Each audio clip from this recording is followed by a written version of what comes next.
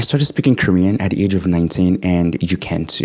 네, 안녕하세요. 안녕하세요. 헤이즐넛 아메리카노 있어요? 따로 없는데 시럽을 넣어드릴까요? 오, 네네. 헤이즐넛 시럽. 근데 한 번.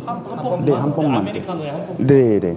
감사합니다. 아, 그래요? 네, 접수 부탁드립니다. 네, 알겠습니다. 감사합니다. In this video, I'm going to be telling you tips on how to get better at Korean, just like I did. The first step I would say to get better at Korean is be confident. And a lot of people don't really talk about it. Your pronunciation at first might be bad. You might sound very weird, awkward, and everything might not make much sense, but when you are confident in pronouncing certain words or just speaking the language, even though you're wrong, that would definitely take you far. And the reason why I said that is because I remember when I was back in language school, I pronounced things even though I know I sounded very off. It did not sound fresh. It did not sound the way I thought it was in my mind. But I made sure I was confident. I just spoke it out. And after doing that repeatedly over time and over the years, I became better at it. Pronouncing the exact words just as when I listen to it in the classroom from my teachers or when I hear it from dramas or social media or like wherever or like when the Koreans say it. I practiced it even though I sounded off. I kept on going because over time that really helped me. And so which brings me to the second point. You don't have to sound like a native. Of course, like one of the goals of learning a new language, and in our case here Korean, is to sound like a native. And while that is true, sometimes how you pronounce or how you enunciate words might be different from like another person. And when a certain language is not your first language, your enunciation or pronunciation might sound very different from the natives of that language. And so what I'm trying to say here is while when you sound like a native, it's actually really, really good. And a lot of people think you are very fluent like in this language. Not 100% sounding like a native, it's also fine. As long as you're able to communicate. And in my case, like that is how I always thought about learning a new language. As long as I'm able to communicate with the local, I'm fine. I don't have to sound exactly the same like the locals, as long as they understand me. I feel like a lot of people want to sound like a native than the latter. That is being able to communicate with a native. So like they lose the plot, like, you know, when learning like a new language and they just get focused on like sounding like a native. And while it's great to sound like a native, I feel like the goal of learning a new language is to be able to communicate. So another thing that got me to become as fluent in Korean is practice. I can't stress practice enough. When I was in language school, every day we had to memorize at least 20 to 30 words in Korean. That really helped a lot because the more vocabulary you build out over time,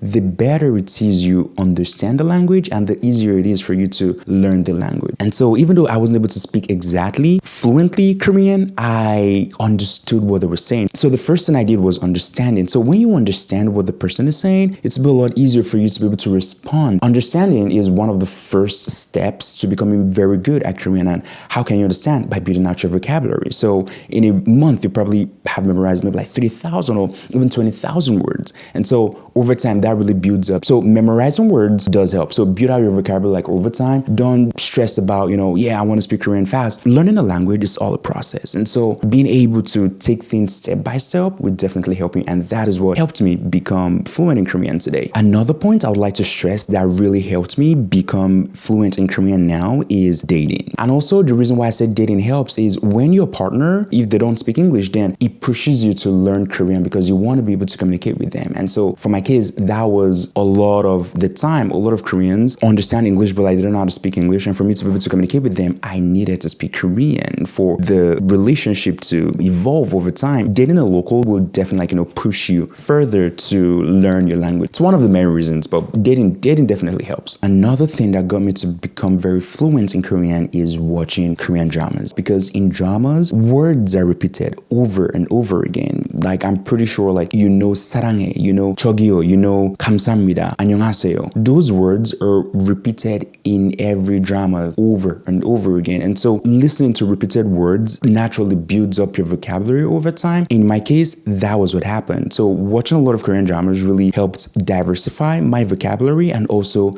made me become familiarized with certain vocabularies that was used daily in Korea. Watching K-dramas, watching Korean variety shows, or just Korean entertainment accent helps a lot. And so when did you start like learning Korean? So I started learning Korean in 2011, which is 15 years ago. So I was 18 in my second year of university. I also like started speaking Korean actually like when I was 19. 19? Yeah. When was that? In university? 2017, yeah. Why Korean for you? Because I got a scholarship. You got a scholarship as well? I got scholarships when I came to Seoul National University on exchange. Oh, you went to Seoul National. But that being said, my university is higher ranked than Seoul National, so I don't care. Take me back to when you knew about Korea. So I went to a selective school, which is like smart people school that you need to take a test to get into. And my school, it was like 90% Asians. Right. So most people were Chinese or Korean. And there was a lot of time where I was kind of the outsider. So in order to kind of get closer to my other classmates and become friends with them, I kind of started taking interest in their cultures and stuff. Back in those days, it was Taeyang, Wedding Dress was the big hit, Big Bang, Haru Haru. Those songs started going big in the Asian community in Australia. So I naturally got exposed. I was like, damn, this sounds good. And then eventually came across Nana from After School. And I was like, oh my God, how does a baddie like this exist on this planet? Unbelievable. So I started getting more interested in Korea. I think yeah, it's actually like, pretty similar to me as well because like my mother like she started like with the Korean dramas. So came here and I had to learn Korean because like if I did not do that then like I'll be sent back. Like my social was going to be canceled. And so went to like the language school, had to study for like a year for that just to get like the topic level 3 to be able to start my major. Level 3 in a year. Level 3, yeah, in a That's year. reasonable, yeah. Yeah, because like I had to go to class every day for 4 hours. Damn. Every day for 4 hours. That's intense. Yeah, just with only classes, I don't think that helped. I needed to like interact with Koreans as well, because like that's the only way to actually stick. So how did you do it? What was your interaction strategy? I used a lot of apps. Hello Talk really helped. really? Yeah, back then. Hello Talk, hook us up with the ads. Yeah, exactly. Please. iTalki, I don't know. Whichever ad iTalki, you got, yeah. like, hook us up, brother. Yeah, no, for real. Hello Talk really helped. You make friends on there. You chat. My Korean then was just like just terrible grammatically. Everything was wrong. I took like 10 hours just to like type a simple sentence. Oh, really? Yeah, it's just bad. And so, but that really like helped. And of course, like in class, you interact with your teachers. And so, yeah, that also helped. Did you have a female teacher or male? Both. Ah, okay. Yeah. How about you? Female. So at the start, my tone was like, meh, meh, meh, meh, meh. You know the typical foreigner learning Korean tone? It's too up and down. Until I had a linguistics friend teach me. He said, for Korean as a male, say everything flat and then at the end go down. Or if you want to ask a question, say everything flat then go up. Just the last syllable goes up or down and that's it. Then you sound so much more natural as a Korean speaker. Yeah, sure, yeah.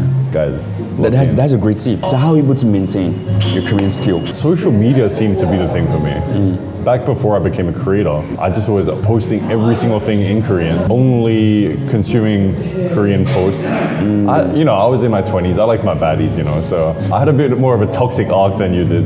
You did. I was chasing baddies nonstop. I would go on the streets and just like drink soju in front of a convenience store so I could get to know Koreans. I had no other like networking tool for me. Right. And I made terrible friendships because the type of people you meet while you're out drinking, not exactly the highest quality.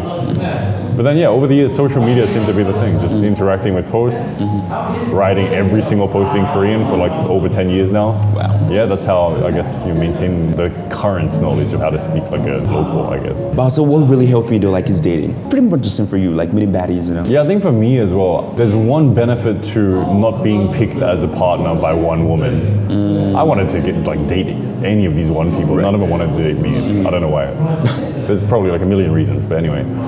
The benefit is you don't pick up one dialect. You don't pick up one person's style of speech, their speech pattern. You end up taking things that you like from every single person and then becoming, I guess, more charming when you speak in that language.